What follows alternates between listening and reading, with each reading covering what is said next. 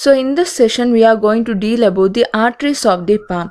So in palm region, after we have dealt with muscles, we are going to see about the vessels such as arteries which are present in the palm region and how it is important. So the arteries of the palm we are dividing into two categories. One is superficial palmar arch, another one is deep palmar arch. So about superficial palmar arch, first we will see. The superficial palmar arch is formed just below the palmar aponeurosis.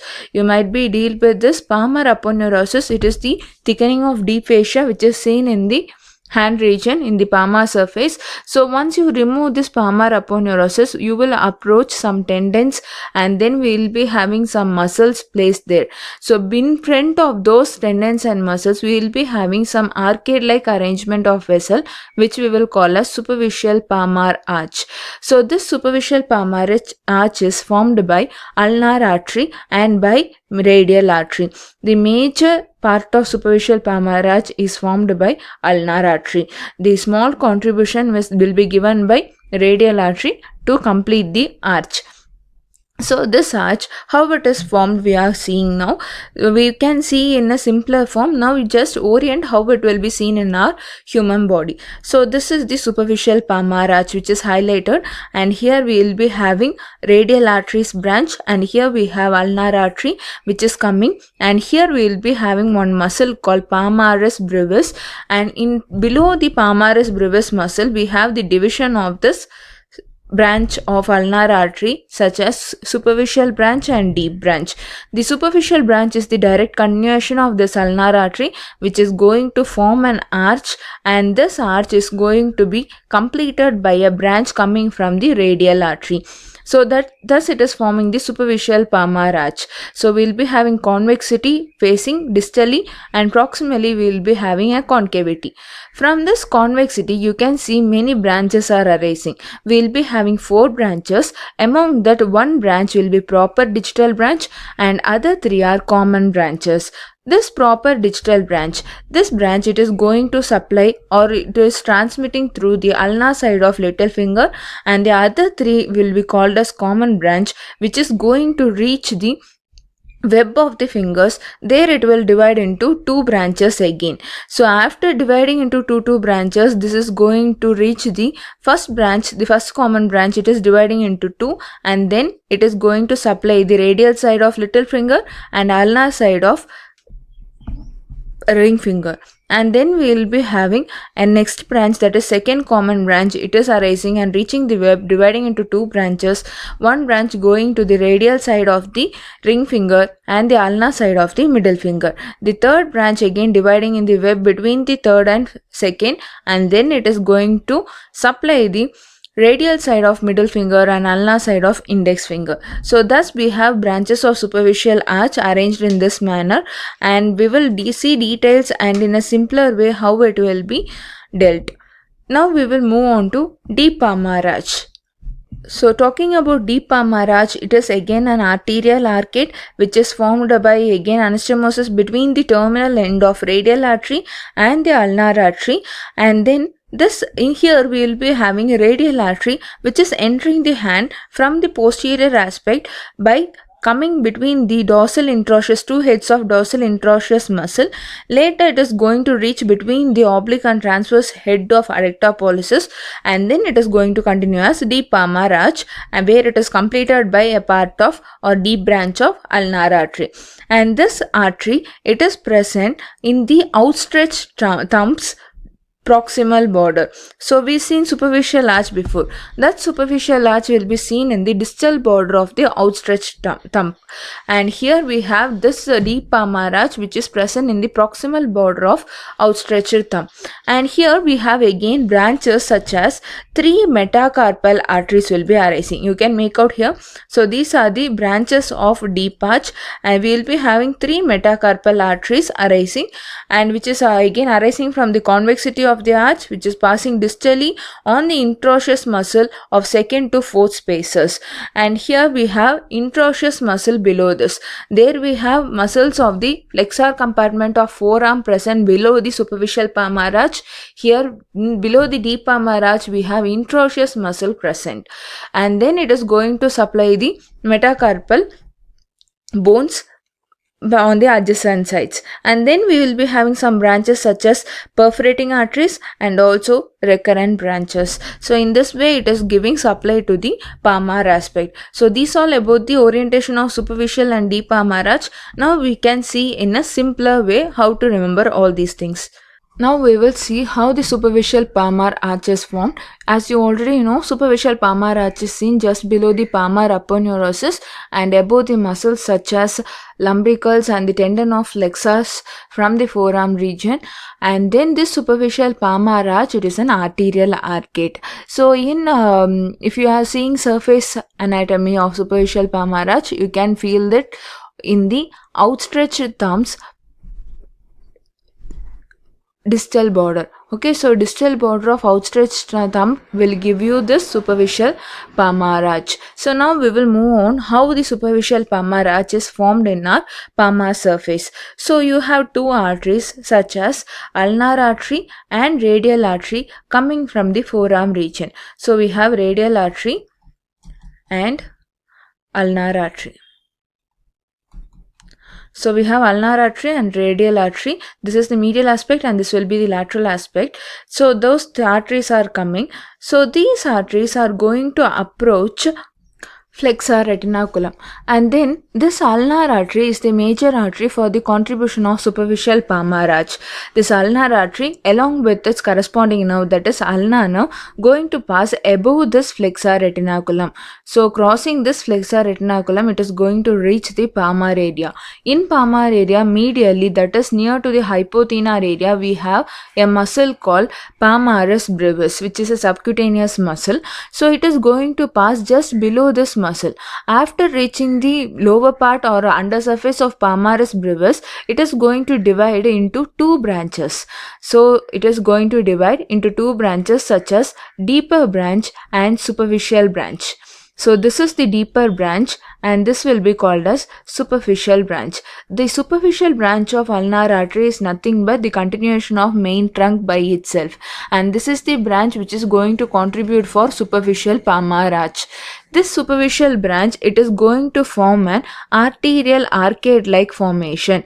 So arc like formation it is going to give. So it is going to turn towards the lateral side, and then here it is going to give some contribution or going to get some contribution from the radial artery. You have radial artery in the lateral side and it is also reaching the palmar surface from behind area. It is coming to the anterior aspect. Here the contribution for the superficial palmar arch can happen by four ways of the radial artery. This radial artery, it is giving four branches. Among these four branches, one may contribute for this formation of superficial palmar arch. The four branches are, we will be having arteria nervi mediana, and then we will be having superficial palmar branch of radial artery, and also we will be having arteria radialis indicis, and then we will be having arteria pollicis princeps pollicis. So these are the four branches of radial artery which may contribute for the superficial palmar arch. So one branch we will call this as arteria nervi mediana, and the another branch is superficial palmar branch, and then we will be having for index finger, that is arteria radialis indicis, and another branch for pollicis finger, so arteria princeps pollicis. So among these four branches of radial artery, one branch is going to contribute for this formation of superficial palmar arch by joining with ulnar arteries superficial branch. So in this way we have the superficial palmar arch formation. So a major trunk of the radial artery, it is going to contribute for the deep palmar arch, which we will deal later. Now we are talking about superficial palmar arch, which is mainly formed by superficial branch of ulnar artery and a small contribution given by the radial arteries, any of the one branch, and then it is going to form this superficial palmar arch complete. Now we will get some branches arising from this superficial palmar arch. So this is an anastomotic channel between ulnar artery and radial artery, and we have convexity which is facing distally, and proximally we will be having concavity. Usually the branches will arise from the convexity of superficial palmar arch, and so we will be having four branches coming from this convexity or from the superficial palmar arch. Those are First, medially we will be having one branch which we will call as proper digital branch. We will be having one branch which will be proper digital branch, and then we will be getting 3 common digital branch. So 4 palmar digital branch will be given by the superficial palmar arch. One is proper and other 3 are common. This proper digital branch, it is going to supply the medial side of the little finger, and the other 3 common, again it will reach the web of the 2 fingers, and then it will divide and then give the branches for the medial and radial side of corresponding fingers. So in this way it is giving some branches. So these will be called as common. Why? Because it is having common trunk, then after it is dividing into 2 branches each. So in this way we will be having branches arising from the superficial palmar arch, and it is going to supply the digits. So here you can make out some imagination, like here we will be having proper branch for little finger. So here we will be having little finger, and then we will be having ring finger, and later we will be having middle finger, and a small one side contribution for index finger. So in this way we will be having branches coming from superficial palmar arch. So this we will call as proper digital branch, and these three will be called as common digital branch. So that's all about the branches of superficial palmar arch. The superficial palmar arch, it is getting contribution from both the radial artery and ulnar artery, and then it is going to supply the digits such as we will be having. You can make out now clearly once you remove these things. So now it is clear, I think. So we have the fingers such as little finger, ring finger, middle finger, and then we will be having index finger. The little finger getting contribution by proper digital branch and also from one branch of common digital branch, and then first common digital along with second common digital, it is giving branches for this ring finger, and same way second and third it is giving contribution for middle finger, and the medial side of the index finger getting supply from the third common digital branch of superficial palmar arch. So this is the superficial palmar arch. So this is the way how it is distributed and how it is going to supply the palmar aspect. Now we will deal with deep palmar arch and how it is giving some branches. So now we are going to deal with deep palmar arch. So as I said before, deep palmar arch, it is mainly formed by radial artery, and a small contribution will be given by deep branch of ulnar artery. You know, we have radial artery in the lateral side, and this radial artery, it is going behind and reaching or peeping from the dorsal interossei. Between the two heads of dorsal interossei, we will be having this peeping of radial artery, and it is reaching the palmar aspect. And after reaching the palmar aspect, it is present below the muscles such as lumbricals and then tendons of flexor compartment of forearm, and then it is going to form an arterial arcade which is going to pass medially, and then it is going to form deep arch. So this is the deep palmar arch formed by radial artery and also by ulnar artery. So this arch we will call as deep palmar arch. In an outstretched hand, outstretched thumb proximal border will indicate this deep palmar arch. And this deep palmar arch, again it is giving some branches for metacarpals. So we'll be having 3 digital arteries for the metacarpals, and that branches we will call as 3 palmar metacarpal arteries given by the deep palmar arch convexity to supply the either side of the metacarpal bones. So other than the metacarpal arteries as branches, we have the branches coming from radial artery itself before it is forming this deep palmar arch. So those branches are, one is arteria princeps pollicis, which you already know, which we had dealt earlier. So arteria princeps pollicis, again it will divide into 2 branches to supply the either side of thumb finger. we will be having thumb finger here. So this will be radial side and this will be medial side or ulnar side. So in the medial side and ulnar side, it is supplied by the branches coming from arteria princeps pollicis of the radial artery, and then we will be having arteria radialis indicis. This branch, it is going to supply the radial side of the index finger. So you know we have index finger and the medial aspect is already supplied by the branch coming from superficial palmar arch.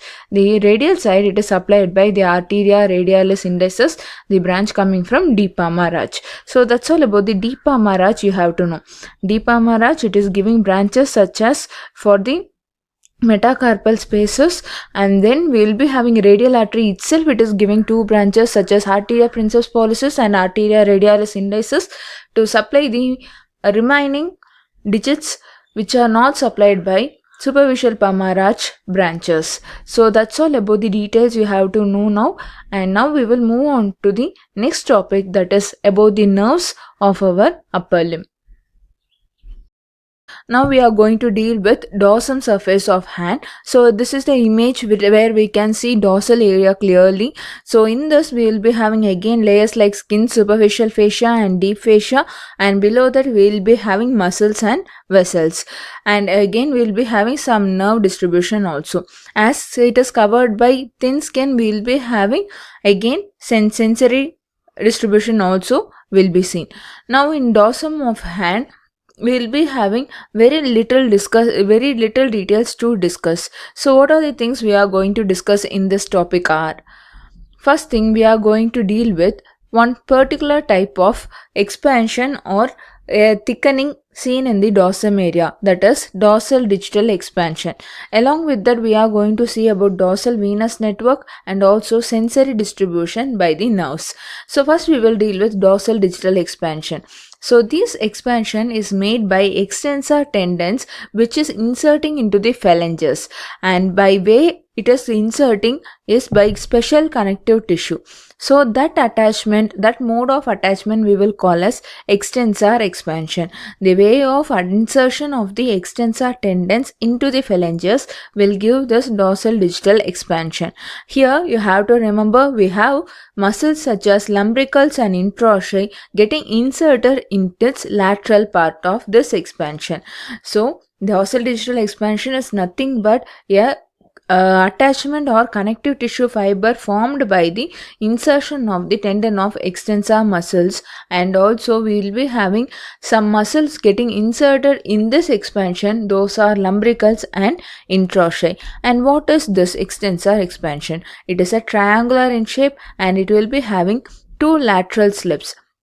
We'll be having, so this diagram which they shown us, interossei, that is dorsal interosseous muscle, and here you can make out the midline that is formed in the third metacarpal bone. Now we are going to deal with dorsal digital expansion. Here you can see a picture. So this dorsal digital expansion, it is triangular in shape and it will be having two lateral slip and one central slip. The lateral slip of extensor expansion are going to get attached in the middle phalanx. As you can see here, we have middle phalanx here which is giving attachment for two lateral slips, and then we'll be having a central slip which is getting attached to the distal phalanx. So we'll be having attachment in this way. It is triangular in shape and it will be having two lateral slips attaching into the middle phalanx, and will be having two lateral slips attaching to the middle phalanx and a central slip getting attached to the proximal phalanx.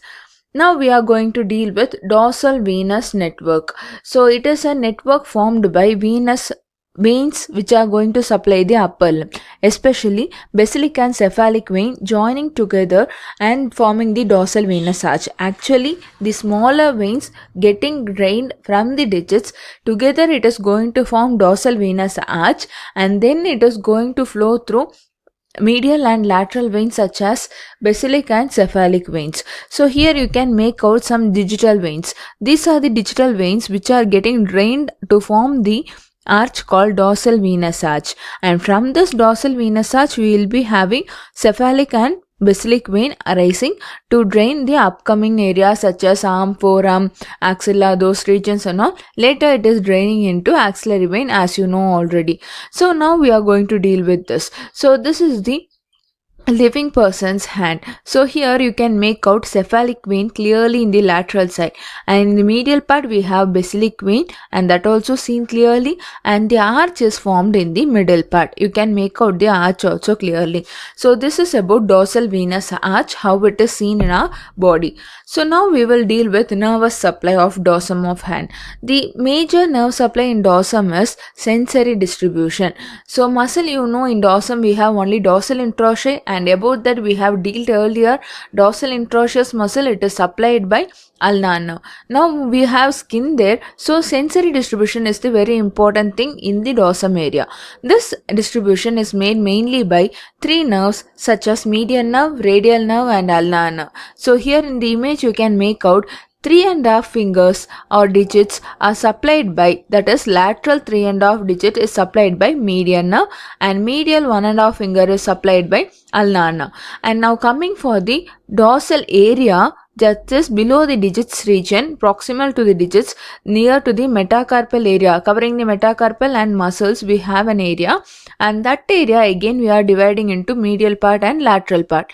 In that area, medial part is supplied by ulnar nerve again, and the lateral part it is supplied by radial nerve. In digits, lateral part is supplied by median nerve and medial part is supplied by ulnar nerve. Coming to the dorsum area, we have again two parts. Medial part, that is medial 1.5 area, it is supplied by ulnar nerve, and lateral part it is supplied by radial nerve. Another important region present in the dorsum is anatomical snuff box. It is nothing but a triangular depression, and it can be visible when the thumb is fully extended as seen in the picture. So talking about the boundaries of this anatomical snuff box, snuff in the sense, the name anatomical snuff box is because for snuffing purpose some peoples will use this area, so we are calling it as anatomical snuff box. So boundaries of this anatomical snuff box is laterally and medially we have tendons, such as laterally it is bounded by tendon of abductor pollicis longus and extensor pollicis brevis. Coming for the medial aspect, we have tendon of extensor pollicis longus. Talking about the roof of the anatomical snuff box, we have skin and superficial fascia, which is going to contain cephalic vein in it. Now talking about the structures, here you can make out clearly. So these are the things present. Now we are going to see floor. So floor of this particular box, snuff box, it is formed by styloid process of radius and scaphoid bone along with trapezium and base of first metacarpal bone. So these are the four bones which are contributing for the floor of the anatomical snuff box, such as styloid process of radius and scaphoid along with trapezium and base of first metacarpal bone. The major content of this area is radial artery. As you know already, we have radial artery coming to the anatomical snuff box, then after it is passing through the areas of two heads of dorsal interosseous, then after only it is reaching the palmar surface. So that's all about the class of dorsum of hand. We will see about the nerves now.